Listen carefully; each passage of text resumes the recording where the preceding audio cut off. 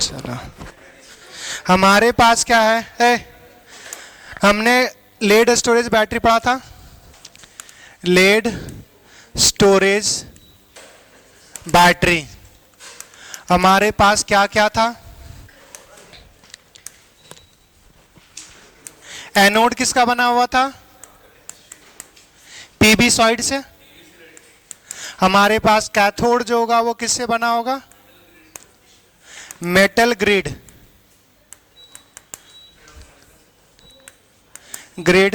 Plus हमारे पास PbO2 paste. बताया था कि जाली होता है, मेटल ग्रिड किसी का भी ले सकते हो, जनरली हमारे पास आयरन का यूज करते हैं, उसके ऊपर पेस्ट चिपकाते हैं, वो ये होगा। और हमारे पास इलेक्ट्रोलाइट्स कौन सा था? 38 या 38 कर लो। 38% हमारे पास H2SO4 बाय मास, और इसका जो डेंसिटी होगा वो कितना लिखवाए थे? 1.30 ग्राम पर ml होगा। दूसरा इलेक्ट्रोलाइट्स हो गया ये। हमारे पास रिएक्शन था एनोड पे और दूसरा कैथोड पे था। तो एनोड पे हमारे पास रिएक्शंस क्या होगा? Pb हमारे पास ये चेंज होगा Pb2 प्लस 2 इलेक्ट्रॉन्स निकलेगा। ये हमारे पास Pb2 प्लस SO4 2 माइनस से कंबाइन होगा और ये बनाएगा PbSO4 सॉलिड। ये हमारे पास था एनोड पे रिएक्शंस। दूसरा अब हमारे पास होगा कैथोड।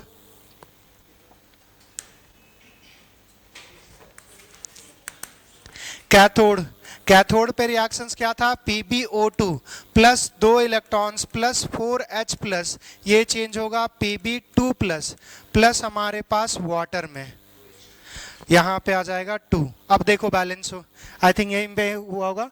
देखो 2 माइनस 4 प्लस, ओवरऑल कितना? 2 प्लस, इधर कितना है? 2 प्लस, बाकी पीबी बैलेंस। हाइड्रोजन हमारे पास 4, हाइड्रोजन 4 बैलेंस, ऑक्सीजन 2 बैलेंस हो गया।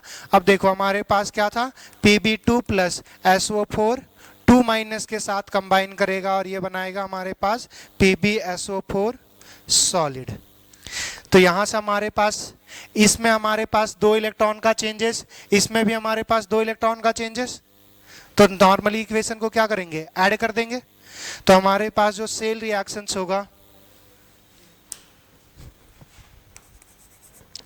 सेल रिएक्शंस क्या होगा हमारे पास? अच्छा, इसमें भी हमारे पास Pb2 plus cancel, Pb2 plus cancel. तो हमारे पास ओवरऑल सेल में क्या देखने को मिलेगा? ये Pb, यहाँ पे Pb प्लस, यहाँ से देखो ये एनोड पे Pb, कैथोड पे हमारे पास PbO2 प्लस हमारे पास देखना SO4 यहाँ पे 1 है और SO4 2, तो 2SO4 और H2SO4 की H प्लस कितना है? 4, तो इसको H2SO4 लिख सकते हैं 2 टाइम्स। ये 2 टाइम्स हमारे पास H2SO4 होगा और कुछ तो बचा नहीं। बाकी हमारे पास प्रोडक्ट जो बनेगा वो PbSO4 प्लस हमारे पास H2O 2H2O और कुछ तो नहीं बचा। देखो गाड़ी जो बैटरी हमने बोला था बैटरी में पानी डालते हो, टाइम टू टाइम मेंटेन करना पड़ता है लेड स्टोरेज में। उसका रीजन क्या होता है? ये जो हमारे पास बाय प्रोडक्ट जो बना वो क्या बना? वो हमारे पास वाटर बना। अब ये जो बैटरी चार्जिंग और डिस्चार्जिंग में क्या होता है? गर्म होता है। अगर कुछ भी ना हो तो नॉर्मल बैटरी अगर रख दोगे तो पानी क्या होगा? ये सॉल्यूशन किसका है? वो एक H2SO4 जो सॉल्यूशन है हमारे पास 38%, तो बाकी क्या होगा? पानी होगा ना। तो पानी जो होगा तो वो क्या है? अगर पानी अगर रूम टेम्परेचर पे रखोगे तो हमेशा कांस्टेंट क्या होता है? इवापोरेशन। और इसमें जब सेल रिएक्शंस होगा तो थोड़ा सा और हीटिंग होगा, तो टेम्परेचर भी थोड़ा सा बढ़ेगा। तो पानी क्या होता है कि इवापोरेट कर जाता है एक टाइम ड्यूरेशन के बाद। तो इवापोरेट करता है, इसलिए हम सिर्फ पानी ऐड करते हैं। बात समझा कि टाइम टू टाइम पानी ऐड करते। पानी भी कौन सा? Distil water. मिनरल वाटर डालेंगे तो इन रिएक्शंस में क्या करेगा? इंटरफेरेंस कर देगा, चेंज कर देगा, और चेंज कर देगा तो बैटरी डेड। अब दूसरा हमने यहां से एक और बात बताया था कि यहां पे हमारे पास वैलेंसी फैक्टर अगर पूछा जाए H2SO4 का कितना होता है? वैलेंसी फैक्टर जो आएगा 1। अगर हमारे पास इसमें हमारे पास क्या होता है कि H2SO4 देखने को क्या मिलेगा? ये पूरा रिएक्शंस नहीं है, आयनिक इक्वेशन है। ओवरऑल अगर रिएक्शन देखोगे तुम्हें नजर आएगा कि हमारे पास H प्लस जो होगा वो एक ही देता है, तो वैलेंसी फैक्टर एक। नॉर्मली जब ये पूछा जाए कि H2SO4 का वैलेंसी फैक्टर कितना, 2, मगर valency factor of H2SO4 in lead storage battery तब 1, तो लेड स्टोरेज बैटरी का 1 अगर किसी दूसरे में पूछा जाएगा तो 2। क्लियर। और रिएक्शंस देखिए अगर पूछा जा रहा है तो जितना H प्लस रिप्लेस हो रहा होगा। चलिए क्लियर, इतनी बात है यहां तक। अगर जो भी होगा वो करेक्ट कर लो। अच्छा अच्छा, यहां पे PbSO4 जो होगा वो हमारे पास 2 टाइम्स होगा। दूसरा, और हमारे पास एक और चीज देखो, अगर यहां से एक मिनट देखना, कभी किसी ने अपने घर में कभी पुराना बैटरी देखा है, बहुत पुराना, मतलब कम से कम 2000 के आसपास का बैटरी किसी के घर में अगर होगा तो, अगर कभी देखा होगा तो देखना, उसमें मैं क्यों बोल रहा हूं वो थोड़ा सा समझना। बैटरी अभी जो देखते, अभी जो तुम आप अभी देखते हो उसमें सिंपली क्या होता है कि आपके पास बैटरी में एक सिंपली क्या होगा, 2 पॉइंट्स होगा, एक पॉजिटिव और एक नेगेटिव। मगर पुराने वाले बैटरी में क्या होगा कि आपको ऐसा ऐसा कॉम्बिनेशन दिखेगा।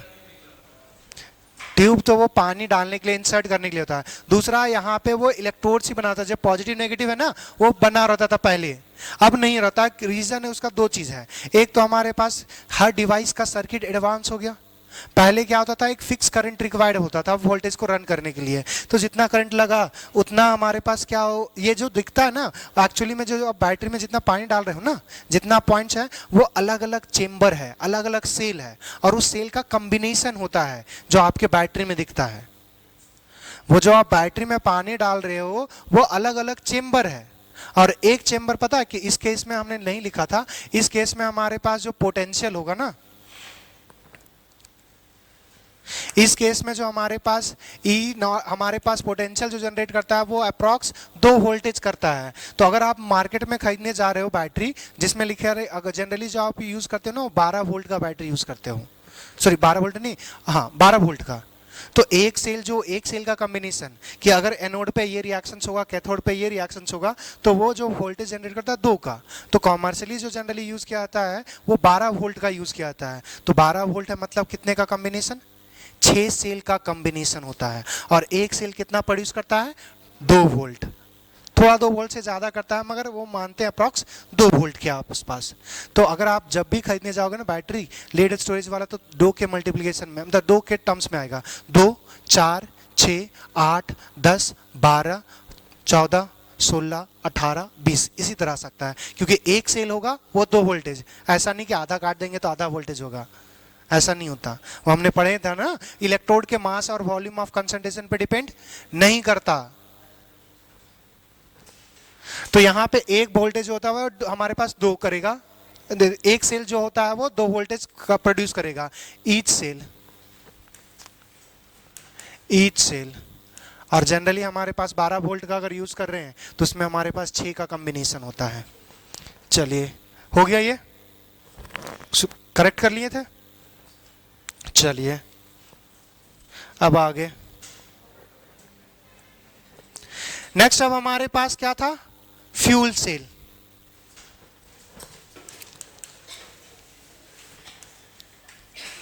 फ्यूल सेल क्या होता है, जैसे फ्यूल तो सबको पता है, और कुछ है, तुम भी फ्यूल है, फॉसिल फ्यूल, जब मर जाएगी तो फ्यूल कहने का मतलब जिससे हम एनर्जी कंबशन चलाएंगे एनर्जी मिलेगा, वही फ्यूल है। तो अगर हमारे पास सीधा सिंपल है कि अगर हमारे पास मान के चलो कि जनरेटर में हमारे पास जनरेटर अगर मैकेनिकल फेलियर ना है, उसका बैरिंग खराब ना हो और कुछ खराब ना हो, तो अगर हमारे पास उसमें कंटिन्यूअस अगर पेट्रोल जो भी डाल रहे हैं, डीजल डाल रहे हैं, तो वो कंटिन्यूअसली चलते रहेगा, उसका कभी भी लाइफ टाइम तो डेड नहीं होगा वो, अगर मैकेनिकल फेलियर ना हो तो। देखो नेक्स्ट अब हमारे पास सेम है फ्यूल सेल का कोई लाइफ नहीं होता जब तक उसमें मैकेनिकल फेलियर ना आए। वो जैसे अगर हमारे पास था लेड स्टोरेज तो एक साइकिल तक काम करेगा। जैसे अगर आप देखते हो जो लेड स्टोरेज वाला बैटरी होता है, जैसे आप घर में इन्वर्टर वाला लाए हो तो उसका एक टाइम तक वो काम करेगा एफिशिएंट, वो एक टाइम तक काम करेगा, उसके बाद क्या हो जाएगा, खत्म। तो उसमें क्या होता है कि अगर मान के चलो कि 100 मॉलिक्यूल्स अगर हमारे पास चार्जिंग में गए थे, तो डिस्चार्जिंग में गए, तो अगर चार्जिंग करेंगे तो हमारे पास क्या होगा कि वो 100% कन्वर्ट नहीं होता, इफिशिएंसी 100% नहीं है उस चीज़ के, तो वो क्या होगा, कम साइन से वापस आएंगे। तो आपका जो बैटरी होता है ना, वो एक फिक्स साइकिल तक काम कर पाएगा, उसके बाद एक्स्ट्रा साइकिल काम करेंगे तो वो काम नहीं करता। तो अब हमारे पास ये है कि ये जो फ्यूल सेल होता है उसका एफिशिएंसी भी ज़्यादा होता है, और हमारे पास वो कभी भी डेड नहीं होगा, कंटिन्यूस जब तक फ्यूल उसमें सप्लाई करते जाओगे तब तक वो चेंज करेगा। अभी ये दूसरा हमने पढ़ा होगा कि हाइड्रोजन से हम लोग हाइड्रोजन से कार चलाते हैं, हाइड्रोजन, अरे तो पेट्रोल से जैसे कार चलता है, हाइड्रोजन गैस से भी हमारे पास कार चलता है, हाइड्रोजन गैस से। तो हाइड्रोजन गैस से चलता है तो वही है हाइड्रोजन ऑक्सीजन फ्यूल सेल। उसमें क्या होता है कि हाइड्रोजन इंसर्ट करते हैं, और ऑक्सीजन का भी चैम्बर होगा, हाइड्रोजन का भी, वो जलेगा, और जलने से हमारे पास क्या होता है, फ्री एनर्जी प्रोड्यूस होता है। अब ये फ्री एनर्जी क्या होता है, बताए थे गिब्स फ्री एनर्जी क्या होता है, बताइए। Non PV work done is called free energy बोले थे। नॉन पीवी वर्क डन मतलब जिसमें एक्सपेंशन और कंप्रेशन के अलावा जो काम करेगा सिस्टम, वही हमारे पास क्या है, फ्री एनर्जी। तो जब हमारे पास क्या होता है कि जब जलाएंगे तो हमारे पास फ्री एनर्जी प्रोड्यूस होगा, उसमें कंबसन और ये सब कुछ नहीं होता, मतलब एक्सपेंशन और कंप्रेशन नहीं होगा। तो उसमें जो फ्री एनर्जी होगा, उस फ्री एनर्जी को जो इलेक्ट्रिकल एनर्जी में चेंज कर दे, उसी सेल को क्या बोलेंगे, उसी डिवाइस को क्या बोलेंगे, फ्यूल सेल। तो जो ऐसा जो फ्री एनर्जी ऑफ कंबसन को किस में चेंज कर दे, इलेक्ट्रिकल एनर्जी में, उसी को क्या बोलेंगे, फ्यूल सेल। तो फ्यूल सेल क्या है, the device which convert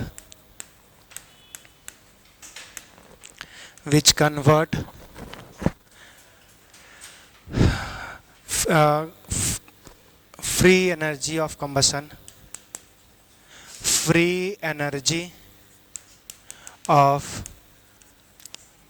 combustion into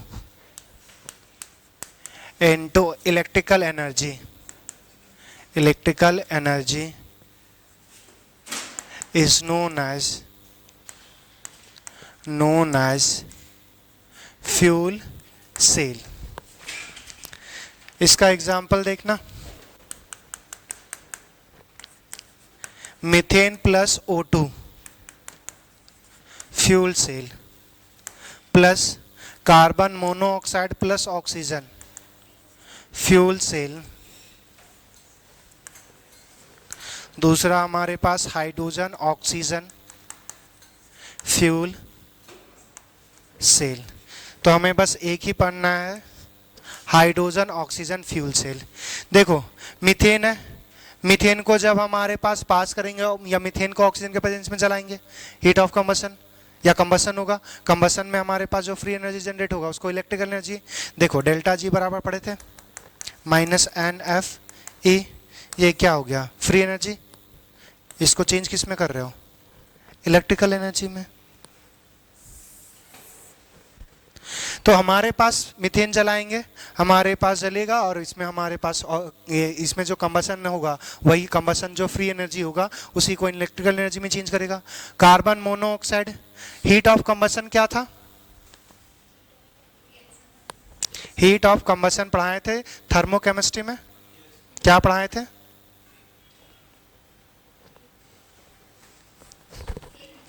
हाँ एक मोल क्या करेंगे, कंबसन कर रहे तो क्या करेंगे, जलाएंगे। तो हमारे पास क्या जो हीट चेंजेस आएगा उसको हीट ऑफ कंबसन बोलेंगे। क्या यही बताया था, कंप्लीटली बर्न होगा। कार्बन मोनोऑक्साइड कंप्लीटली बर्न नहीं होता, तो उसको फिर से ये जल सकता है। तो कार्बन मोनोऑक्साइड को ऑक्सीजन के गैस में, ऑक्सीजन पे पास करेंगे, ये हमारे पास carbon monoxide oxygen fuel cell हो गया। हाइड्रोजन और ऑक्सीजन को जलाएंगे, हमारे पास फ्यूल सेल बनेगा। देखो दो चीज़ें हैं, मीथेन हमारे पास, देखो कभी कभी सुने हो ना, मीथेन से हम लोग इलेक्ट्रिसिटी जनरेट कर सकते हैं या खाना कुक करते हैं।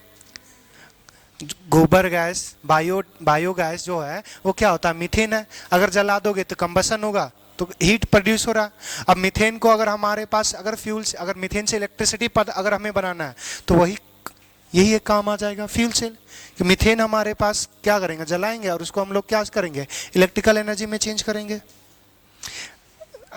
जाके देखना, एक डॉक्यूमेंट्री तुम्हें मिल जाएगा, शायद DW का था, किसी का भी डॉक्यूमेंट, उसमें था क्या, तेलंगाना में एक सब्जी मंडी, उसमें जो हमारे पास क्या होता है ना, क्या बोलते हैं, डिकम्पोज होता है, मतलब जो डिकम्पोज नहीं बोलते हैं, जो हमारे पास जो ऐसे जब भी कोई मार्केट जाते हो तो जनरली दिखेगा वहाँ पे जो सब्जी फल नहीं बिका तो वो या फिर ख़राब निकल गया तो एक साइड रख देते हैं। अब बहुत कचरा हो जाता है, म्यूनसिपाल्टी उठा के, अगर वहाँ काम करती हो तब उठा के ले जाती है, वरना वहीं पे कचरा बनते रहता है। तो तेलंगाना में क्या है कि वहाँ पे एक है, वहाँ पे एक मंडी में वो जो जितना भी कचरा एक दिन में कलेक्ट होता है उसको ले के जाके ऐसे एक चेम्बर में डालता है, और वहाँ से फिर वो जब डिकम्पोज करेगा तो मीथेन फॉर्म होता है, और उस मीथेन का यूज़ करके इलेक्ट्रिसिटी जनरेट करते हैं, और कम से कम जो मंडी के आसपास का एरिया या मंडी है उसको इलेक्ट्रिसिटी सप्लाई करने का काम करते हैं। तो एक हमारे पास वेस्ट मैनेजमेंट भी हो गया, और उस वेस्ट से हमने क्या किया, इलेक्ट्रिसिटी भी जनरेट कर लिया। तो सेम चीज़ है, मगर हम लोग ट्राई करते हैं कि एक तो हमारे पास ये क्या है कि वो किसी तरह भी अगर हम कहीं पे भी अगर डंप करेंगे तो मीथेन तो निकलेगा ही, तो इसको यूटिलाइज करना है, तो जितना ज़्यादा रिसोर्सेज जिस रिसोर्सेज का जितना यूज़ कर सकते हैं करेंगे, मगर हमारे पास फिर भी इसको अवॉइड करते हैं क्योंकि इसका बाय प्रोडक्ट क्या होगा, कार्बन डाइऑक्साइड। कार्बन डाइऑक्साइड हमारे पास हार्मफुल है। क्यों हार्मफुल है, कैसे, तो वही तो पूछ रहे हैं ना। हाँ नहीं, कार्बन डाइऑक्साइड, मोनोऑक्साइड नहीं, कार्बन डाइऑक्साइड। ग्लोबल वार्मिंग, उसमें भी लास्ट क्लास में बताए थे, उसमें उस क्लास में बताया ग्लोबल वार्मिंग में जनरली हम लोग गैसेस को क्यों बोलते हैं, ग्रीन हाउस गैसेस। मगर जब भी ग्रीन आता है तो क्या होता है, अच्छा होता है या बुरा होता है, तो फिर ग्रीन हाउस गैसेस क्यों, रेड हाउस कॉन्सेप्ट नहीं है,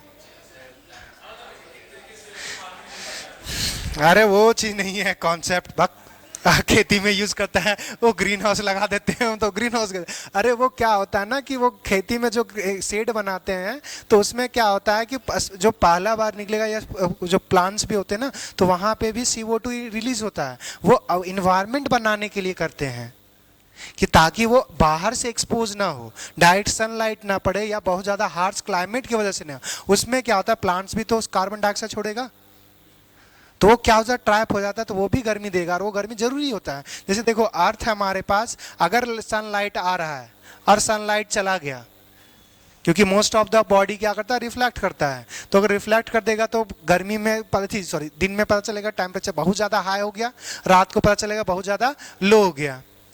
तो अगर दिन में अगर तुम हो तो जल के राख हो जाओगे, अगर साला कहाँ रहता है हमको समझ नहीं आता, काहे सुन रहे हो उसका है? हम यहाँ ना सुनना है।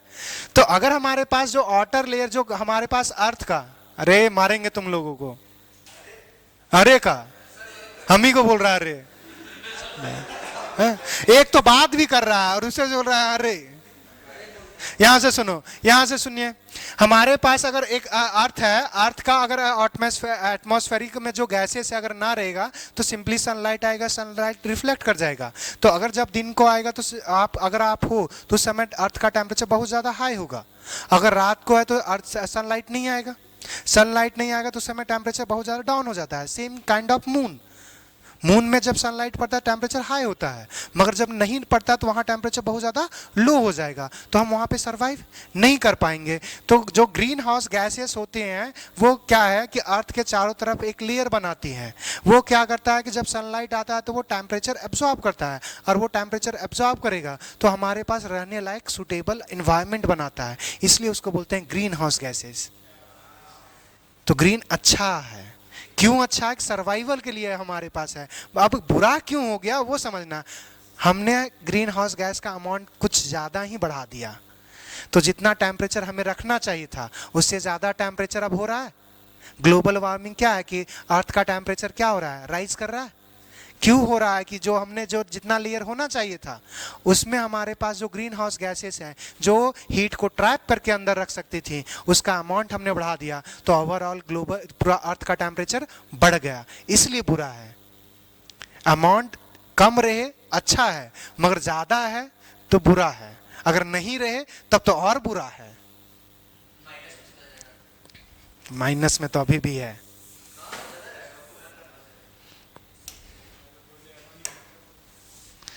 चले जाओ, अरे कोई भी हिल जहां पे बर्फबारी हो रही है वहां तो टेम्परेचर माइनस में ही है ना। मोनाली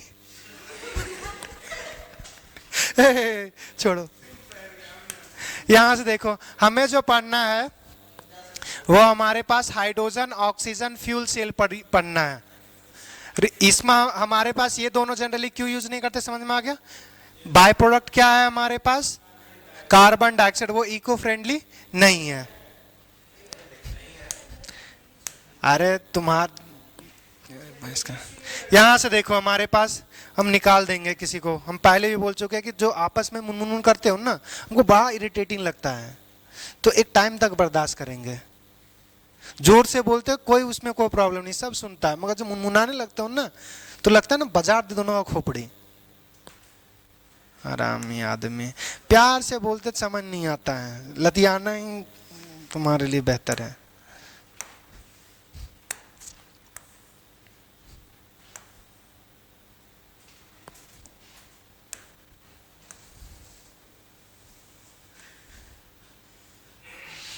देखना ये हमारे पास क्या होता है कि जब हम फ्यूल सेल की बात करेंगे तो फ्यूल हमारे पास हमें प्रोवाइड करना पड़ेगा। तो एक साइड से हम लोग हाइड्रोजन गैस इन करते हैं और दूसरे साइड से हमारे पास ऑक्सीजन। अब यहाँ पे क्या होता है, जैसे हमने बोला कि यहाँ पे हमारे पास हाइड्रोजन गैस और यहाँ पे हमारे पास ऑक्सीजन गैस।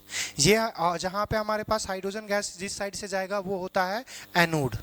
तो ये एनोड है हमारे पास, इलेक्ट्रोड जो होगा एनोड होगा। ये पोरस मटेरियल लेते हैं ताकि पहला तो दो चीज़ें होगा, एक्टिव सरफेस होता है और पोरस लेंगे, दो चीज़। क्यों? क्योंकि हमारे पास जो हाइड्रोजन हो वो अब्जॉर्ब भी होना चाहिए, अब्जॉर्ब भी होना चाहिए, और हमारे पास इसके अंदर इलेक्ट्रोलाइटिक सॉल्यूशन भरा होता है। सॉल्यूशन जो होता है वो OH माइनस का होता है बेसिक, या तो KOH ले लो या NaOH ले लो, वो हमारे पास OH माइनस का एक्वस सॉल्यूशन होगा। और ये हमारे पास जो होता है वो कैथोड। तो एनोड और कैथोड पे क्या होगा हमारे पास, एनोड पे ऑक्सीडेशन, कैथोड पे रिडक्शन। यहाँ से हमारे पास क्या होगा, पोटेंशियल जनरेट होगा। इसी पोटेंशियल का हम लोग यूज करते हैं मोटर चलाने के लिए, और मोटर जब रन करेगा तो इलेक्ट्रिसिटी प्रोड्यूस, या इलेक्ट्रिसिटी यहाँ प्रोड्यूस होगा। अब उसके जो करना है वो करो। क्लियर? तो यही मैकेनिज्म होता है कि जो हाइड्रोजन फ्यूल आप जो पढ़ते हो ना कि हाइड्रोजन फ्यूल से आपका इलेक्ट्रिसिटी जो व्हीकल चलता है, सेम है यहाँ यही काम होगा। हाइड्रोजन और ऑक्सीजन हमारे पास, हाइड्रोजन एनोड पे रिएक्शंस दिखाएगा, ऑक्सीडाइज होगा। हमारे पास ऑक्सीजन कैथोड पे रिएक्शन शो करेगा, और हमारे पास यहाँ पे एक ओवरऑल रिएक्शंस होगा जहाँ से इलेक्ट्रिसिटी प्रोड्यूस होगा, और उस इलेक्ट्रिसिटी को हम लोग मोटर चलाने में यूज़ करेंगे। बाय प्रोडक्ट वाटर है तो इको फ्रेंडली भी है। तो यहाँ से देखें क्या क्या था हमारे पास। अच्छा, यहाँ पे पोरस मटेरियल क्यों यूज किया, क्योंकि हाइड्रोजन इन भी तो होना चाहिए, और पोरस इसलिए लेते हैं ताकि हमारे पास कि हाइड्रोजन इन हो जाए और इसमें इलेक्ट्रोलाइट्स को भी बचाया जा सके। हमने पढ़ा था ना, जैसे कुछ नहीं, पोरस करने का मतलब है कि सेमी परमेबल मेम्ब्रेन, कि इलेक्ट्रोलाइट्स को तो नहीं जाने देगा मगर गैस को एब्जॉर्ब कर लेगा। तो ये अगर ज़्यादा लगे तो ये पोरस लिख सकते हो या सेमी परमेबल मेम्ब्रेन है, ये दोनों, ये भी और ये भी। तो यहाँ पे हमारे पास बात करेंगे इलेक्ट्रोड्स की, तो अगर हमारे पास एनोड की बात करेंगे तो एनोड किससे बना होगा, हमारे पास जनरल मेटल, जैसे देखो हाइड्रोजन तो इलेक्ट्रिसिटी कंडक्ट नहीं करेगा, ये मेटल, हमारे पास मेटल सरफेस होता है, उसमें हमारे पास क्या होगा, हाइड्रोजन। तो हाइड्रोजन गैस हमारे पास एनोड होगा। जनरली मेटल स्पेसिफाई नहीं होता, वो अलग अलग अपने अपने हिसाब से लेता है। कैथोड पे हमारे पास क्या होगा, ऑक्सीजन, वो भी मेटल्स के साथ होगा। जो गैस उसको अच्छे से अब्जॉर्ब कर ले वही जनरली यूज करेंगे। अब यहाँ से थोड़ा सा देखना, एनोड और कैथोड पे हमारे पास रिएक्शन। अच्छा, ये दूसरा इलेक्ट्रोलाइट्स, इलेक्ट्रोलाइट्स हमारे पास क्या होगा, OH minus solution, OH minus solution. अब यहाँ से रिएक्शंस की बात करेंगे, रिएक्शंस की बात करेंगे तो क्या क्या रिएक्शन देखने को मिलेगा वो देखना।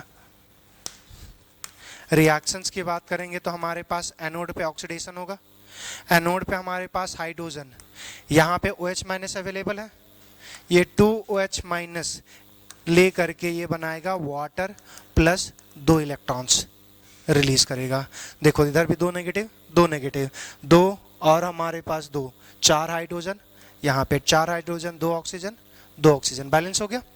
दूसरा हमारे पास रिएक्शंस होगा कैथोड पे, कैथोड पे हमारे पास क्या होगा, रिडक्शन, रिडक्शन होता है हमारे पास O2 प्लस हमारे पास वाटर और ये बनाएगा 2OH माइनस, अच्छा इलेक्ट्रॉन्स यहाँ पे लिखना भूल गए, ये 2 इलेक्ट्रॉन्स कंज्यूम करेगा और ये बनाएगा 2OH माइनस। देखिए यहाँ पे हमारे पास इसको हाफ कर देते हैं, 1 oxygen 2 oxygen 2 oxygen, hydrogen 2 hydrogen 2, इधर 2 नेगेटिव इधर भी 2 नेगेटिव, हमारे पास बैलेंस है।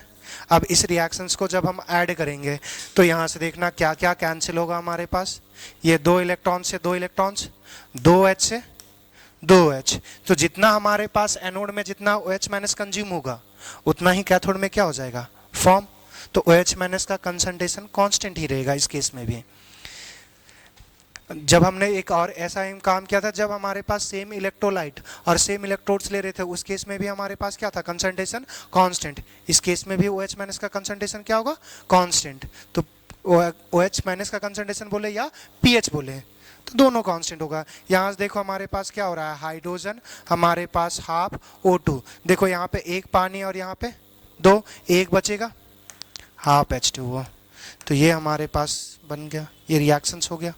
क्लियर, यही रिएक्शंस है, इसी से हमारे पास क्या होगा, पोटेंशियल जनरेट होगा, इसी पोटेंशियल से हम लोग क्या करेंगे, इलेक्ट्रिसिटी जनरेट होता है, तो इसी से जो भी काम हमें इलेक्ट्रिकल अप्लायंस चलाना है उसी से हम लोग चलाते हैं। अब इसका देखना एडवांटेज, एडवांटेज क्या क्या है हमारे पास, अच्छा अगले पेज में करेंगे। एडवांटेज पहले सुन लो क्या क्या होता है। एडवांटेज हमारे पास पहला तो इको फ्रेंडली है, कोई पॉल्यूशन का कॉज नहीं बनेगा, ये स्पेस क्राफ्ट होता है उसमें यूज़ किया जाता है, क्यों, क्योंकि बाय प्रोडक्ट क्या है, वाटर, तो पहला तो हमारे पास इससे हम लोग इलेक्ट्रिसिटी भी मतलब एनर्जी चेंज, पहला तो हाइड्रोजन से हमारे पास रॉकेट भी जाएगा, रॉकेट भी हमारे पास चला जाएगा। दूसरा हमारे पास क्या हो जाएगा कि इलेक्ट्रिसिटी भी इससे प्रोड्यूस कर सकते हैं, तो पानी लेके नहीं जाना पड़ेगा, हम फ्यूल लेके जाएंगे, मगर वो बाय प्रोडक्ट क्या दे देगा, वाटर।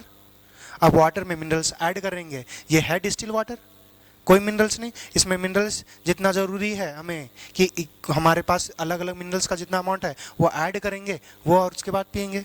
तो मार्केट में अभी भी देखोगे 2 टाइप का वाटर बॉटल मिलता है, जो मिनरल वाटर आप पानी पीते हो वो 2 टाइप का मिलता है, एक होता है एडेड मिनरल और दूसरा होता है RO वाटर। एडेड मिनरल क्या होता है कि डिस्टिल वाटर पहले प्रिपेयर करते हैं, अब जिस मेटल का जितना अमाउंट ज़रूरत है उसके बाद ऐड करते हैं, और दूसरा क्या है कि हम एक पानी लेते हैं और पानी में हमारे पास सिर्फ इम्प्योरिटी को सिर्फ हटा देते हैं, तो वो हो गया RO वाटर। और हमारे पास दूसरा क्या हो गया कि जो हमारे पास पानी से हम लोग पानी हमने लिया, पानी से हमने क्या बनाया, डिस्टिल वाटर। अब डिस्टिल वाटर बनाया तो सिर्फ हमारे पास क्या है, वाटर के मॉलिक्यूल्स। अब जो पानी पीना है उसमें हमारे पास जो जनरली मिनरल्स जो ज़रूरत होगा वो हमारे पास एडेड होगा, तो जो एडेड मिनरल होता है वो थोड़ा स्लाइटली ज़्यादा कॉस्टली होता है, मगर मार्केट में देखोगे अभी भी दोनों लगभग सेम रेट के आसपास ही आता है, मगर कॉस्ट जो कम पड़ता है वो RO वाटर का कम पड़ता है, एडेड मिनरल का थोड़ा सा स्लाइटली ज़्यादा पड़ेगा, वो ज़्यादा प्रोसेस हो गया, पहले पानी लो, पानी को इवापोरेट करो, फिर कंडेंस करो, अब वो डिस्टिल हो गया, अब डिस्टिल वाटर को फिर क्या करोगे, उसमें मिनरल्स ऐड करोगे। आप देखोगे कि जैसे हम लोग पानी ऐड कर रहे थे लेड स्टोरेज बैटरी में, वो भी हमारे पास क्या था, डिस्टिल वाटर।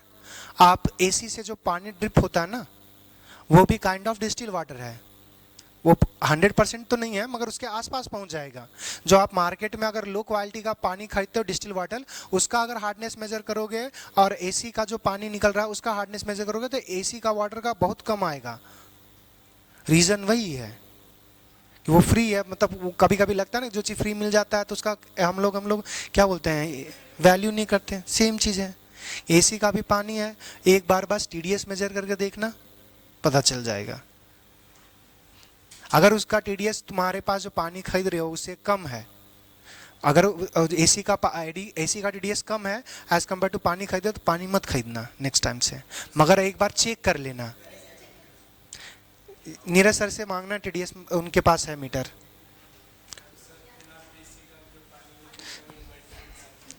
हाँ तो यूज कर सकते हो, मगर है ना आदमी को ये चीज क्यों नहीं बताया जाता है? हर चीज प्रोडक्ट अगर कंपनी बता देगा ना कि ये इस तरह पानी हम डाल सकते हैं, तो उसका प्रोडक्ट कौन खरीदेगा? तो अवेयरनेस भी कम करना है लोगों को। और तुम लोगों को तो खास करके, तुम लोग को तो कोई मतलब नहीं इस दुनिया से, अपने दुनिया से मतलब है। दूसरा देखना हमारे पास इसका एडवांटेज क्या चीज। अच्छा लिख लिए हो ये क्या? लिख रहे हो? लिख रहे हो तो फिर लिख लो इसका। अच्छा एडवांटेज बता रहे थे तुम लोग, तब तक लिख नहीं रहे थे। हराम आदमी। इसका एडवांटेज इको फ्रेंडली। दूसरा इफिशिएंसी बहुत ज़्यादा हाई होता है। जो थर्मल पावर प्लांट में यूज़ करता है, थर्मल पावर प्लांट में कोयले से जो पानी बनाती इलेक्ट्रिसिटी जनरेट करते हैं, उसका इफिशिएंसी अबाउट लेस देन 30% होता है। मगर इसका फ्यूल सेल का लगभग 60 to 70% होता है। लगेगा 60 to 70, मगर है बहुत ज़्यादा, क्योंकि दूसरे सोर्स से बहुत कम हमारे पास उसकी इफिशिएंसी तो और कम है। फ्यूल सेल की इफिशिएंसी 60-70 है, मगर बाकी को तो और कम है हमारे पास। न्यूक्लियर का हमारे पास उसका इफिशिएंसी नहीं मालूम है, मगर वो हमारे पास क्या है कि वो थोड़ा सा डेंजरस हो जाता है, क्योंकि वो चेन रिएक्शंस है, एक के बाद वो रिपीटली हमारे पास बढ़ते चला जाएगा, तो ज़्यादा हजार्डलेस है। इफिशिएंसी हो सकता है कि उसका भी अच्छा खासा हो, 100% किसी का एफिशिएंसी नहीं होता। थर्मोडायनेमिक्स नहीं पढ़ाए थे तो फिर हो गया। नेक्स्ट अब हमारे पास देखना advantage. Advantage of fuel cell. तो एडवांटेज क्या है? इट नेवर बिकम डेड या एक्सपायर। जैसे ड्राई सेल क्या था, एक टाइम के बाद एक्सपायरी हो जाता था, यूज करो या ना करो, या एक टाइम के बाद हमारे पास कोई भी सेल होगा एक साइकिल के बाद क्या हो जाएगा, खत्म। मगर ये चलता रहेगा। फर्स्ट, नेवर डेड, बस ये मरेगा तो ये भी हमारे पास काम करना बंद कर देगा जब मैकेनिकल फेलियर आएगा, नॉर्मल नहीं। जैसे अगर आप चूल्हे में अगर ऐसे खाना बना रहे हो और लकड़ी अगर बार बार अगर कंटिन्यूअसली अगर ऐड कर रहे हो तो वो तब तक आग चलते रहेगा। अब मान के चूल्हे का चूल्हा ही टूट गया तो अलग बात है। तो वही सेम चीज है,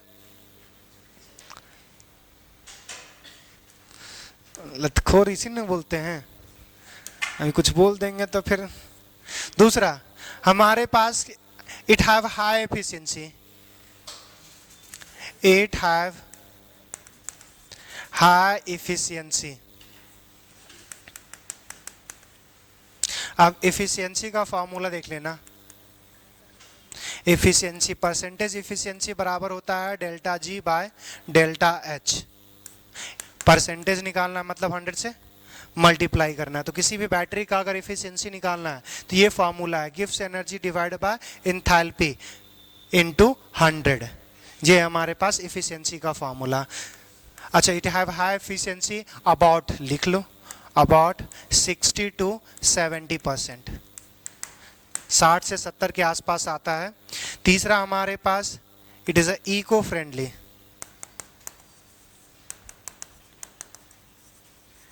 इको फ्रेंडली होता है।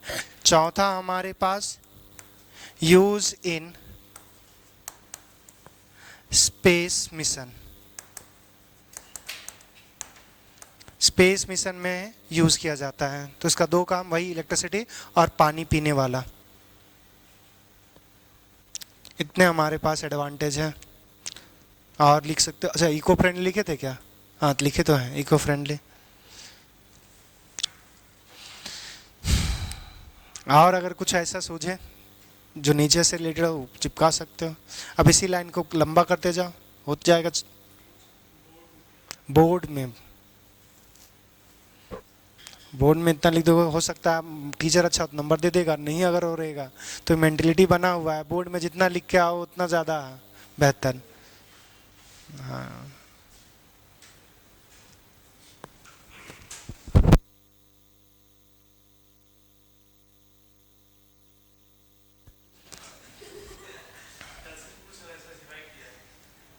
हमने बोला था किसी का फीस का वकील ना बनिएगा, दूसरा बिना बिना कुछ किए हुए।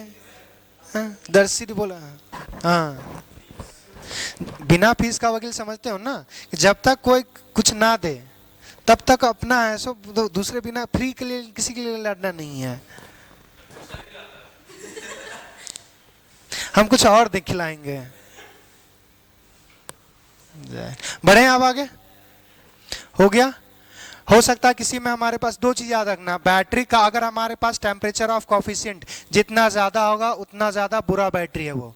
दूसरा, जितना इफिशियंसी निकालने का ये फॉर्मूला। तो दो चीज याद रखना, हम लोग आगे भी पहले भी पढ़ चुके थे। टेम्परेचर कॉफिशिएंट याद करो, हमारे पास एप्लीकेशन लिखवाया था नर्स्ट इक्वेशन का, उसमें थर्मोडायनेमिक टर्म्स में बताया था delta E by delta T temperature coefficient. जितना बड़ा जितना ज्यादा होगा उतना बुरा बैटरी। नेक्स्ट अब हमारे पास जो है वो लास्ट हमारे पास टॉपिक पढ़ना है कोरोजन। कोरोजन क्या होता है?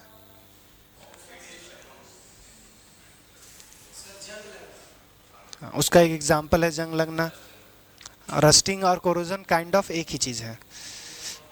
जैसे अगर हम बोल रहे हैं दरसील और जाहिल, तो बहुत ज्यादा अंतर एक ही है। हाँ, कोरोजन का टाइप ही है।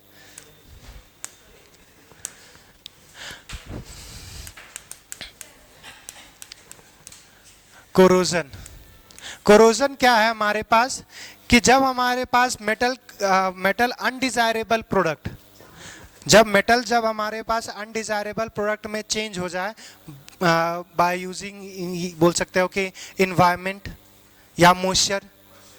मॉइस्चर सिर्फ पानी से नहीं होता, एसिडिक मॉइस्चर होना चाहिए। तो हमारे पास बाय यूजिंग हमारे पास इन्वायरमेंटल मॉइस्चर, कि जब मेटल सरफेस क्या हो जाए, स्लोली कन्वर्ट हो जाए हमारे पास अनडिजायरेबल प्रोडक्ट में बाय यूजिंग मॉइस्चर, या फिर हमारे पास बाय यूजिंग एटमॉस्फेरिक मॉइस्चर, तब हमारे पास उसी को बोलेंगे कोरोजन। इसमें एग्जांपल्स क्या क्या आ जाएगा? आयरन पे रस्ट, जो रस्टिंग बोल रहे हो। दूसरा, कॉपर वायर के ऊपर ग्रीन ग्रीन का लेयर चिपक जाता है, तो ग्रीनिश ऑफ कॉपर वायर। दूसरा आपका तीसरा आ जाएगा कि जो सिल्वर का आप आभूषण पहनते हो, सिल्वर मतलब चांदी, सिल्वर वो सिल्वर वाला नहीं। तो जो आप चांदी का आभूषण पहनते हो उसका भी क्या हो जाता है? काला पड़ जाता है, या उसका जो शाइनिंग होता है वो डल हो जाता है। तो उसका भी रीजन है। मगर गोल्ड नहीं होता। क्यों नहीं होता वो यहाँ पे भी पढ़ेंगे। हम लोग समझेंगे किसका किस पे हमारे पास कोरोजन पॉसिबल हो सकता है, या किसका किसका हमारे पास कोरोजन या रस्टिंग बोले। आयरन के केस में रस्टिंग बोल देते हैं, बाकी किसी के केस में वो कोरोजन है। जैसे अगर हम बोल रहे हैं कि छोड़ो नहीं, when metal surface, when metal is converted into undesirable product by using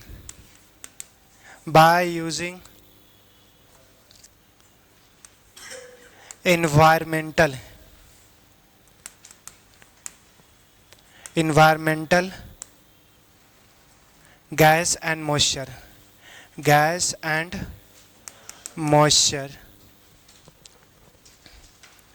is known as corrosion.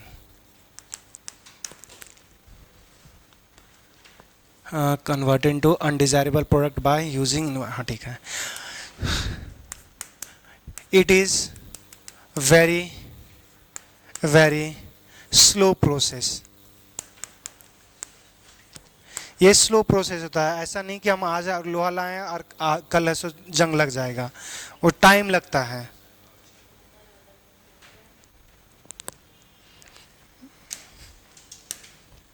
वही टाइम लगता है जितना आप लोगों को कहा बोलना छोड़ा। दूसरा देखना, यहाँ पे हमारे पास इसके एग्जाम्पल्स क्या क्या आ जाएंगे? Rusting of iron,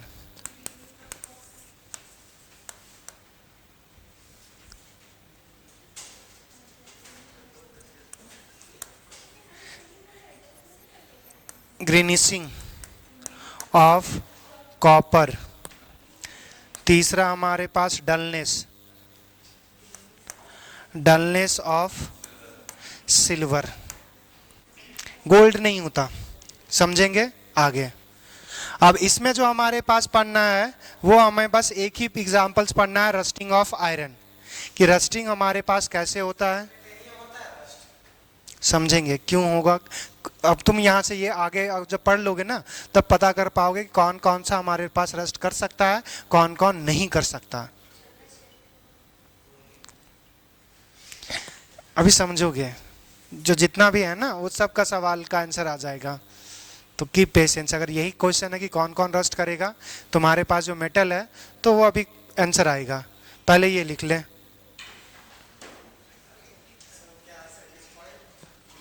ग्रीनिशिंग, ग्रीनिशिंग of copper, copper के ऊपर जो ग्रीन ग्रीन का लेयर हो जाता है वही है।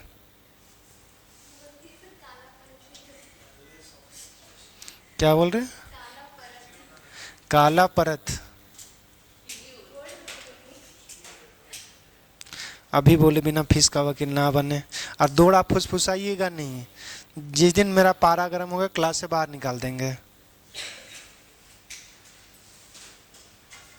तुम्ही से शुरुआत करेंगे, निकालिए सर।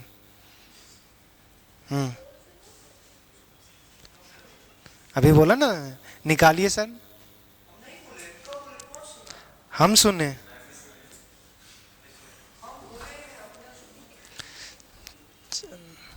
लिख लिए,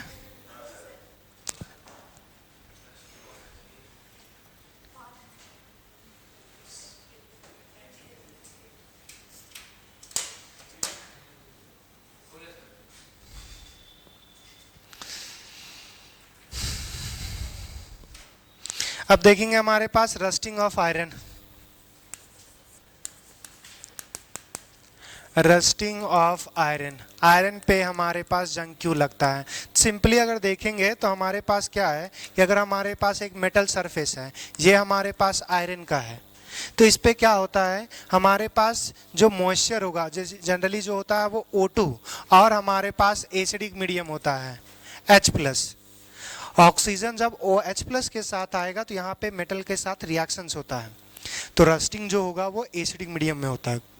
और हमारे पास जो इन्वायरमेंट है या जो मॉइस्चर, जो हमारे पास वाटर वेपर है वो इनफ हमारे पास एसिडिक होता है। अगर कभी सुना होगा कि पहली बारिश में ऐसो भीगना नहीं चाहिए, उसका रीज़न वही होता है कि एसिडिक होगा तो आपको खुजली हो सकता है, बर्निंग कॉज करेगा ना। एसिड जब आपके सरफेस स्किन पे गिरेगा तो वो जलेगा, और जलन करेगा तो हो सकता है आपको कुछ प्रॉब्लम भी हो जाए, स्किन डिजीज। तो रीज़न उसका वही है, एसिडिक रेन। तो पहला बारिश में कभी भी भीगना नहीं चाहिए। तो यहाँ पे क्या होता है कि आयरन का सल्फेज हमारे पास ऑक्सीजन और H+, इसमें मॉइस्चर भी रहेगा, तो ये क्या करता है कि हमारे पास रिएक्शंस करेगा और यहाँ से धीरे धीरे ये परत खत्म होते जाएगा और इससे हमारे पास इसके करस्पॉन्डिंग ऑक्साइड्स में चेंज होने लगता है। तो हमारे पास जब रस्टिंग ऑफ आयरन की बात करेंगे तो देखो हमने पढ़ा था कि किसी प्रोसेस को अगर स्पॉन्टेनियस होना है तो उसका डेल्टा G का वैल्यू नेगेटिव, उसमें पोटेंशियल क्या वैल्यू होना चाहिए, पॉजिटिव। तो अगर हमारे पास यहाँ पे इलेक्ट्रोकेमिस्ट्री में रस्टिंग इसलिए पढ़ रहे हैं कि यहाँ पे भी इलेक्ट्रोकेमिकल रिएक्शंस होता है, तो हमारे पास एक एनोड होगा और उसमें कैथोड होगा। तो अगर हमारे पास इस ओवरऑल प्रोसेस में E0 का वैल्यू या E का वैल्यू अगर हमारे पास पॉजिटिव आएगा तो इसका मतलब क्या है कि हमारे पास रस्टिंग स्पॉन्टेनियस होता है। अगर हमारे पास नेगेटिव आ गया तो नॉन स्पॉन्टेनियस। तो हमें पहले से पता है रस्टिंग स्पॉन्टेनियस होता है, मतलब ओवरऑल का पोटेंशियल क्या आएगा, पॉजिटिव आएगा। तो वही चीज़ देखेंगे अभी हमारे पास। तो यहाँ पे हमारे पास इसमें तो कोई बैटरी देखता नहीं है कि हमारे पास इलेक्ट्रोड्स है पॉजिटिव नेगेटिव, मगर हमारे पास जो एनोड होता है, एनोड जैसा जो काम करेगा वो काम करता है आयरन, और हमारे पास जो कैथोड होगा वो कैथोड जैसा हमारे पास काम करता है, ये काम करेगा ऑक्सीजन गैस और हमारे पास H+। ये वो ऑक्सीजन गैस और H+ क्यों होता है वो थोड़ा सा समझना कि ऑक्सीजन गैस और H+, पहला तो ऑक्सीजन जहां पे भी ढूंढोगे मिल जाएगा। H+ का सोर्स पता है, पानी इतना H+ दे देगा कि एसिडिक हो जाएगा। पानी अगर रहेगा तो वो जितना H+ देगा उतना ही OH- देगा, तो बेसिक होगा। तो एसिड कैसे हो गया ये? थोड़ा सा दिमाग लगाइए। अगर हमारे पास बोल रहे हैं कि पानी जो हमारे पास वाटर मॉइस्चर, अगर बोल रहे हैं कि हमारे पास क्या होगा, एसिडिक होगा। आप किसी चीज को भी जलाते हो तो क्या निकलता है? जनरली हम लोग जलाते किसको? नॉन मेटल को। नॉन मेटल का ऑक्साइड्स बनेगा। कार्बन को जलाएंगे तो कार्बन का ऑक्साइड बनेगा। अगर हम सल्फर को जलाएंगे तो सल्फर का ऑक्साइड। तो कार्बन का अगर हम जलाएंगे तो हमारे पास कार्बन डाइऑक्साइड बनेगा। पानी में अगर डालेंगे तो कार्बोनिक एसिड H2CO3। सल्फर को अगर हम डालेंगे तो सल्फर डाइऑक्साइड। सल्फर फिर ऑक्सीडाइज होकर SO3 बनाता है।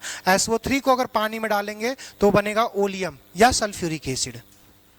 तीसरा, नाइट्रोजन को जब जलाते हो, कोई भी चीज जला रहे हो तो आपका वो क्या हो जाए, जनरली हमारे पास नॉन मेटल्स होता है, वो नॉन मेटल का ऑक्साइड बनेगा। तो नाइट्रोजन को जलाओगे तो नाइट्रोजन हमारे पास ऑक्साइड बनेगा।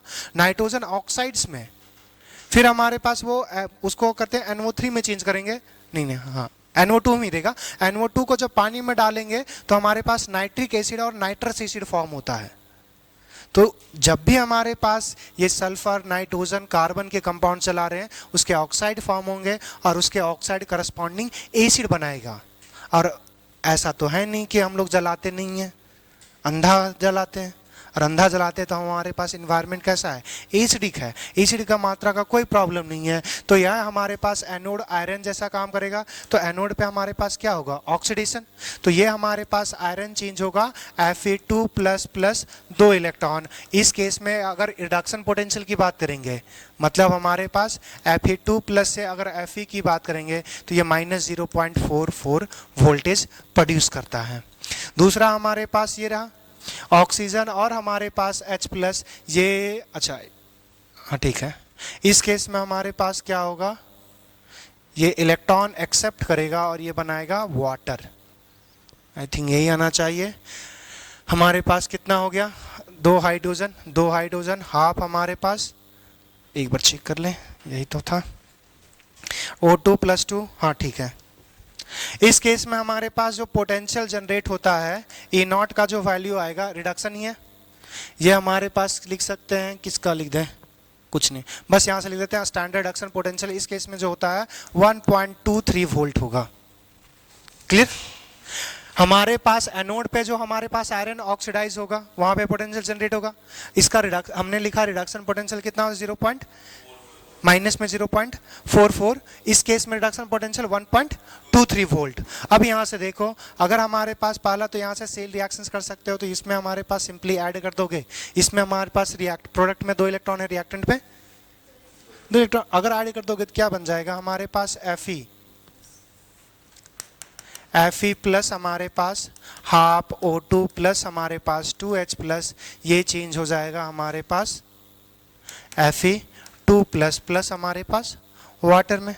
तो ये Fe2+ जो होता है वो कुछ नहीं, करस्पॉन्डिंग ऑक्साइड्स में चेंज हो जाएगा। अब यहाँ से देखो, जो ब्राउन कलर का दिखता है वो आयरन ऑक्साइड्स होता है। अब यहाँ से हमारे पास इस प्रोसेस का अगर E0 निकालना चाहेंगे तो क्या हो जाएगा हमारे पास, standard reduction potential of cathode minus anode. Cathode का कितना है 1.23 वोल्ट, माइनस माइनस क्या हो जाएगा, प्लस 0.44 वोल्ट। अगर ऐड करेंगे तो कितना आ जाएगा, 1.67 वोल्ट। क्या आ गया, पॉजिटिव में आ गया। अगर पॉजिटिव में आ गया तो क्या है, स्पॉन्टेनियस रस्टिंग, स्पॉन्टेनियस होता है। अब जो पूछ रहे थे कि कौन सा रस्ट करेगा या कौन सा कोरोजन करेगा, कौन सा कोरोजन नहीं करेगा, तो जिसका ये रिएक्शंस हमेशा रहेगा, ऑक्सीजन गैस और एसिडिक मीडियम हमेशा रहेगा, और हमेशा रहेगा तो इसका रिडक्शन पोटेंशियल कितना है 1.23। तो अगर इस मेटल का हमारे पास कैथोड में जो रिडक्शन पोटेंशियल है वो फिक्स है, जिस मेटल का रिडक्शन पोटेंशियल इससे कम होगा वो सारा रिड्यूस हो जाए, सारा में हमारे पास कोरोजन होगा। तो यहां से देखोगे कि सिल्वर का जो होता है रिडक्शन पोटेंशियल 0.80 होता है, इससे कम आ गया। अगर दूसरा भी किसी, अगर हमारे पास कॉपर की बात करेंगे तो कॉपर का आएगा 0.34, इससे कम आ गया, कॉपर भी कर जाता है। गोल्ड, गोल्ड का जो आता है वो 1.3 के आसपास आता है, तो गोल्ड पे रस्टिंग नहीं होता। तो उसका जो देखोगे, अगर कोई आपने अगर मान के चलो कि चांदी का आभूषण खरीदा और एक गोल्ड का आभूषण खरीदा, तो चांदी का ब्राइटनेस कुछ दिन के बाद वो डल हो जाएगा, वो घट जाएगा, मगर सोने का वो मेंटेन रहेगा, क्योंकि सोने का रिडक्शन पोटेंशियल जो होता है वो इससे ज़्यादा होता है। अगर इससे ज़्यादा होगा तो नहीं करेगा। क्या अलॉय क्या है? मेटल प्लस नॉन मेटल, तो मेटल प्लस नॉन मेटल, दो मेटल का हमारे पास मिक्सर। तो जब हमारे पास क्या होगा, देखो अलॉय का हमारे पास कोई पार्टिकुलर, जैसे आप स्टेनलेस स्टील देखते हो ना, तो उसमें क्या है कि आयरन, तुम्हारे पास क्रोमियम, मैग्नीज, कार्बन, इसी चीज को मिक्स करके बनाया जाता है, उसमें रस्टिंग नहीं लगता, तो उसमें भी तो आयरन है। मगर क्या है कि अगर गौर से देखोगे तो उसमें अगर बहुत ज़्यादा अगर हार्श कंडीशन कर दोगे तब भी उसमें लग जाएगा। तो जो आइटम्स हमारे पास होते हैं ना, उस आइटम्स के अरेंजमेंट पे डिपेंड कर जाता है, तो उसमें लग भी सकता है, नहीं भी लग सकता है। मगर जो आयरन जो बाहर होगा ना, उसमें एक प्रॉब्लम हो जाए, उसमें आ सकता है। उस पर चेक कर लेना वो है क्या, और उसका रिडक्शन पोटेंशियल देखना। तो any material which have reduction potential less than 1.23 are undergoes in corrosion. तो जिसका भी रिडक्शन पोटेंशियल इससे कम होगा। अब इससे बचाए कैसे जा सकता है? रस्टिंग से बचाया जैसे, पहला आपने पढ़ा होगा पेंट, हम पेंट कर देंगे, तो अगर हमारे पास जो सरफेस एक्सपोज है उस सरफेस को ही कवर कर देंगे। ग्रीस अगर कर देंगे तब भी सरफेस को बचाया जा सकता है। दूसरा इलेक्ट्रोप्लेटिंग, उसमें गैल्वेनाइजेशन और टिनिंग बताए थे। तो जनरली हमारे पास क्या होता है, ज़्यादा मेटल का जो हाईली रिएक्टिव मेटल होगा उसका अगर हम लेयर चढ़ा देंगे तो ज़्यादा बेहतर होता है as compare to less reactive का लेयर चढ़ाना, बता चुके थे। दूसरा है हमारे पास सैक्रिफिशियल पोटेंशियल बोलते हैं। सैक्रिफिशियल पोटेंशियल क्या होता है? सैक्रिफाइस कर दें। जैसे अगर मान के चलो कि तुम्हारे पे कोई मुसीबत आया, तुम्हारा दोस्त तुम्हारे लिए कुछ सेक्रीफाइस कर दे, यही है।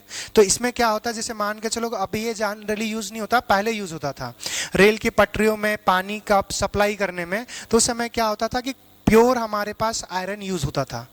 अगर प्योर आयरन अगर यूज़ होगा तो आयरन पे तो रस्टिंग होता है।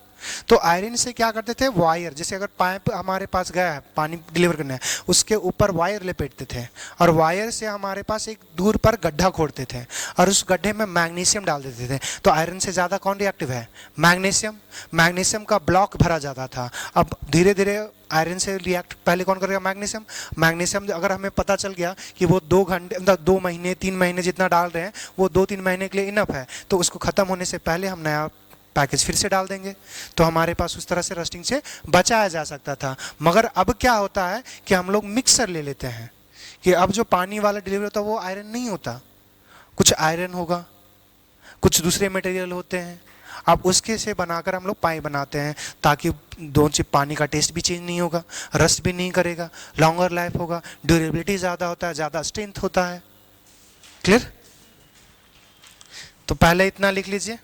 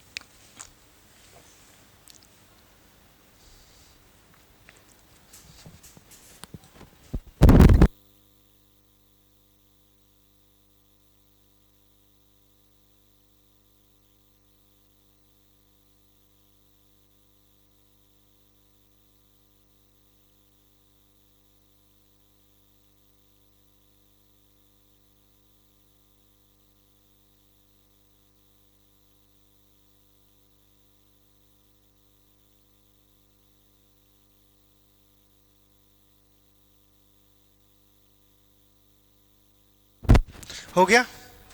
बढ़े आगे? तो लिखो एक लाइन, लिखो का तो लिख ही देते हैं।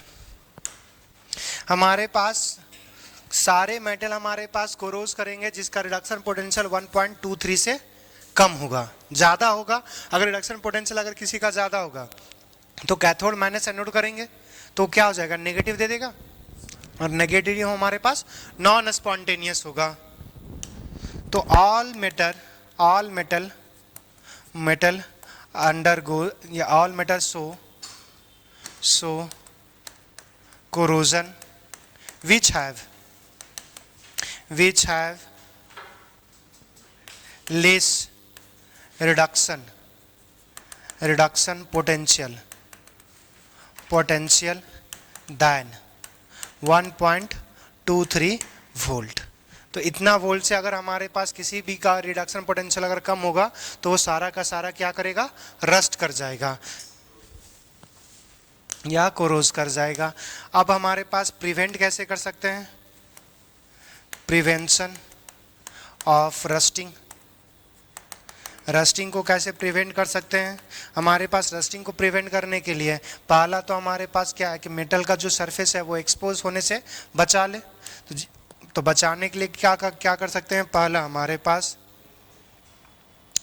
बाय अप्लाइंग पेंट और ग्रीस।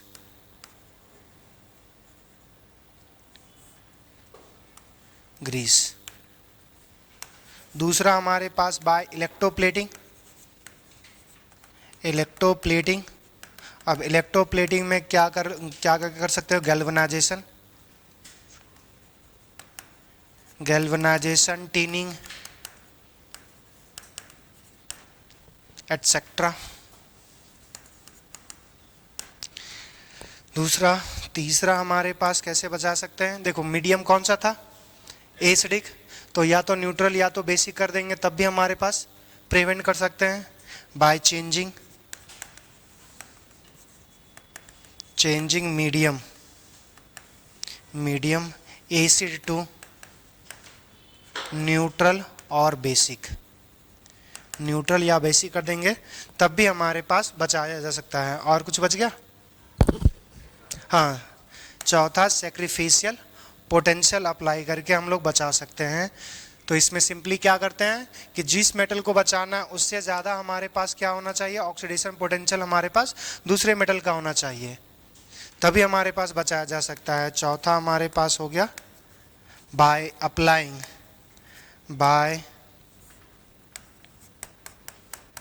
Applying sacrificial potential. तो इसमें सिंपली क्या करते हैं, जैसे अगर हमें किसी चीज़ को भी बचाना है, पाइप हो, रेलवे ट्रैक हो, इसके हम कनेक्ट करते हैं वायर से और मोर रिएक्टिव मेटल हमारे पास यहाँ पे ऐड करते हैं। अब ये प्रोसेस बंद हो चुका है, रीज़न बता चुके हैं कि अब इससे हमारे पास बेहतर तरीका क्योंकि इसको मेंटेनेंस करना पड़ेगा ना, ब्लॉक खत्म हो गया तो ब्लॉक डालना पड़ेगा, मगर हमारे पास अगर हमने मटेरियल ही चेंज कर देंगे तो रस्ट ही नहीं करेगा।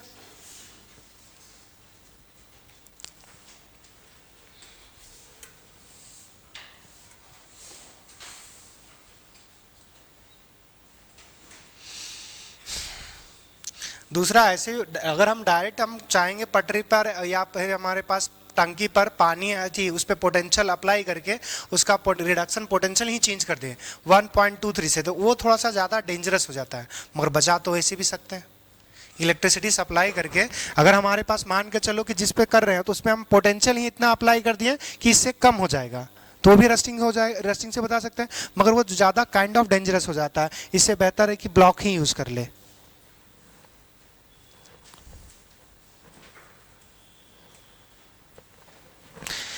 तो यहाँ पे हमारे पास जो चैप्टर होता है वो कंप्लीट होता है। Third point, by changing medium acidic to neutral या फिर अल्कलाइन, बेसिक लिखा हुआ है, तुम वहाँ पे डायरेक्ट लिख सकते हो, न्यूट्रल ज़्यादा इफेक्टिव नहीं होता, वो लिख सकते हो बेसिक या अल्कलाइन। बेसिक और अल्कलाइन समझ में आता है? बेसिक का कहने मतलब pH 7 से ज़्यादा, अल्कलाइन कहने का मतलब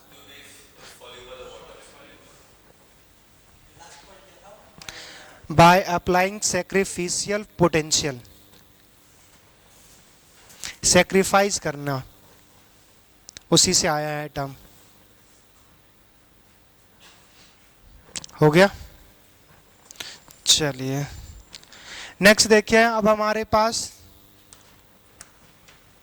यहाँ पे क्वेश्चन दिया हुआ, बनाइए तो। अच्छा, निकेल कैडमियम सेल भी थोड़ा सा देख लेना एक बार, छोटा सा जाए बस, उसमें एनोड और कैथोड देख लेना, मॉड्यूल में दिया हुआ है। डी पहला देखो, हमने क्या हमारे पास हमारे पास लैंग्रैंज सेल या फिर हमारे पास डाई सेल एक ही था, तो हमारे पास इसमें क्या होता था, इसमें पहला देखो convert energy of combustion into electrical energy. ये तो कौन सा हमारे पास फ्यूल सेल, तो ये सी का हमारे पास क्या जाएगा फर्स्ट, सी का हमारे पास सॉरी सी का फर्स्ट, सी का फर्स्ट, ऐसा एक ही है। फिर से देखो, अब हमारे पास पहले अगर देखेंगे तो यहाँ से देखो 4 वाला हमारे पास रिएक्शन सेट, हमारे पास एनोड, एनोड ही जिंक का बना होता था। याद करो कि हमने बोलते थे जिंक, हमारे पास जिंक का एनोड जो बना होता था उसमें हमारे पास इलेक्ट्रोलाइटिक सॉल्यूशन लेते थे अमोनियम क्लोराइड, और बोलते थे कि एसिडिक मीडियम है तो धीरे धीरे वो क्या हो जाएगा, कोरोज हो जाता है। बोले थे जिंक का लेयर, अगर बैटरी अगर बहुत दिन से अगर रखोगे ना तो बैटरी का जो पेस्ट होगा वो लीक करने लगेगा। रिएक्शन, वो रीजन क्या है कि बैटरी का अंदर हमारे पास एसिडिक मटेरियल है और वो हमारे पास जिंक के साथ रिएक्शंस करने लगेगा और जिंक का लेयर क्या हो जाएगा, टूट जाएगा। तो जो आउटर लेयर जो जनरली ड्राई सेल का बना होता है वो जिंक का ही बना होता है, तो जिंक ही खत्म हो जाएगा। तो अगर बहुत पुराना बैटरी अगर आप देखते, बहुत पहले पे कभी कभी तो प्लास्टिक का रैप भी यूज किया जाता था, प्लास्टिक नहीं सॉरी कागज का रैप। तो ये हमारे पास फर्स्ट का जो आ जाएगा वो 4। दूसरा हमारे पास निकेल कैडमियम, हमारे पास निकेल कैडमियम हमारे पास रिचार्जेबल बैटरी, तो लेड स्टोरेज और हमने फ्यूल सेल पढ़ा था और उसमें निकेल कैडमियम वो आ जाएगा रिचार्जेबल फ्यूल, तो मिल गया। मरकरी सेल 8 इन हमारे पास क्या जाएगा, मरकरी, मरकरी में हमने लिखा था कि कांस्टेंट वोल्टेज अप्लाई करता था, उसका रीजन क्या होता था, वही लिखा हुआ है। क्या बात समझ में आ गया। नेक्स्ट क्वेश्चंस,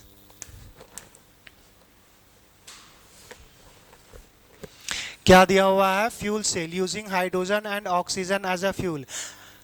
पहला क्या दिया हुआ, has been use in spaceship, लिखे थे, ये हमारे पास करेक्ट। दूसरा, has efficiency 40% to produce electricity, 62 using aluminium as a catalyst. हाँ, ये थोड़ा सा हमारे पास आता है, वो एब्जॉर्ब करने के लिए यूज किया जाता है। जो भी हमने बोला था सुटेबल मटेरियल लेंगे, हाइड्रोजन और ऑक्सीजन क्या होगा, वो हमें ऑब्जॉर्ब भी तो करना है। मगर एक बार रुक जाओ, इसको रखते हैं एक बार। इट इज इको फ्रेंडली, सही है। Is actually type of galvanic cell, electrical chemical energy से ही तो इलेक्ट्रिकल एनर्जी प्रोड्यूस कर रहा है, तो गैल्वेनिक सेल का ही टाइप हो गया। तो ADE, ADE, अच्छा ई बी, आर कोई तो है नहीं, अच्छा हमारे पास बी भी है ना, नहीं नहीं सी नहीं, एक ही ऑप्शन मैच कर रहा है उस हिसाब से, तो एल्युमिनियम यूज नहीं किया जाएगा, तो उसमें हमारे पास क्या आ जाएगा, प्लेटिनम आ जाएगा। याद करो कि हाइड्रोजन हमने पहले भी यूज किया था, हाइड्रोजन स्टैंडर्ड हाइड्रोजन इलेक्ट्रोड, उसमें याद करो प्लेटिनम यूज किया था। प्लेटिनम का 2 काम था, इलेक्ट्रिसिटी कंडक्ट करना और दूसरा हाइड्रोजन गैस को उसके अपने सरफेस पे एब्जॉर्ब करना। तो ऑप्शन नंबर हमारे पास बी। नेक्स्ट,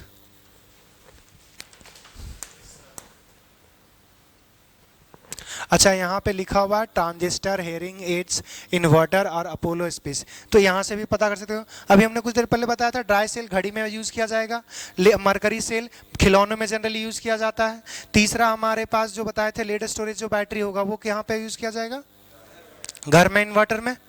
स्पेसशिप वाला तो इसमें भी हमारे पास कर सकते हो, तो अपोलो शिप वाला क्या आ जाएगा, हाइड्रोजन फ्यूल सेल। दूसरा डी का हमारे पास 2 आ गया, डी का 2 एक ही है।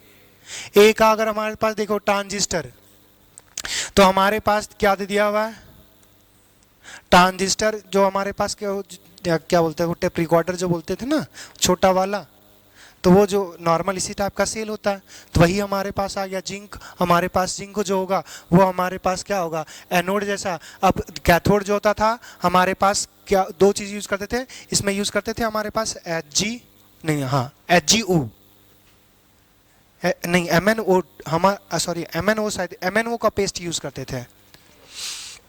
दूसरा, हेयरिंग एड बहुत छोटा होता है तो खिलौने वाला यूज किया जाएगा। तो हमारे पास ये आ जाएगा इन्वर्टर, लेड स्टोरेज बैटरी। अच्छा, इसमें कोरोजन कोई नहीं। देखिए, corrosion is an electrochemical phenomena in which pure metal act as a anode and impure metal act as a cathode। Metal हमारे पास क्या था, याद करो कि आयरन था। आयरन को हम लोग क्या कर रहे थे, एनोड जैसा। और हमने ये भी बोला कि हर मेटल जो होगा वो जिसका इलेक्ट्रोड पोटेंशियल 1.23 से कम होगा वही हमारे पास कोरोजन में पार्टिसिपेट करेगा। तो मतलब वो मेटल हमेशा क्या करेगा, एनोड जैसा एक्ट करेगा। तो पहला हमारे पास क्या है। दूसरा देखना, the rate of corrosion is more in alkaline medium than in acidic medium. हमने तो अल्कलाइन मीडियम में रस्टिंग होता ही नहीं है, एसिडिक मीडियम में होता है। तो ये हमारे पास क्या है, सही है। और ये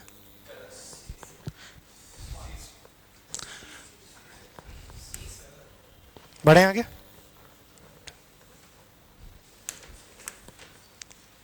Which of the following statement is not correct about rusting of iron?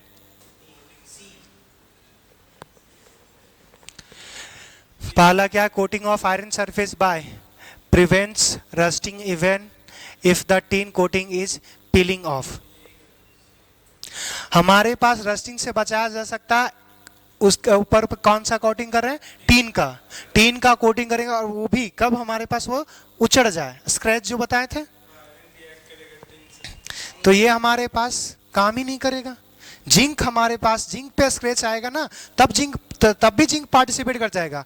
Iron और टीन में हमारे पास ज्यादा रिएक्टिव कौन, आयरन। तो जैसे स्क्रैच आएगा, जैसे पील ऑफ होगा, वो आयरन रिएक्ट करेगा। तो आयरन रस्टिंग से कहां से बच पाएगा।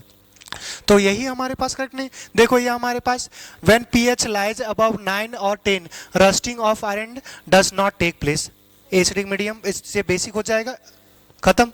दूसरा, dissolve acidic oxide SO2 NO2 in water act as a catalyst. अभी हमने कुछ देर पहले बोला था, जब जलाओगे तो हमारे पास sulphur dioxide, carbon dioxide, nitrogen oxide पानी में ऑक्सीडाइज होकर क्या बना देता है, उसका करस्पॉन्डिंग एसिड बनाएगा।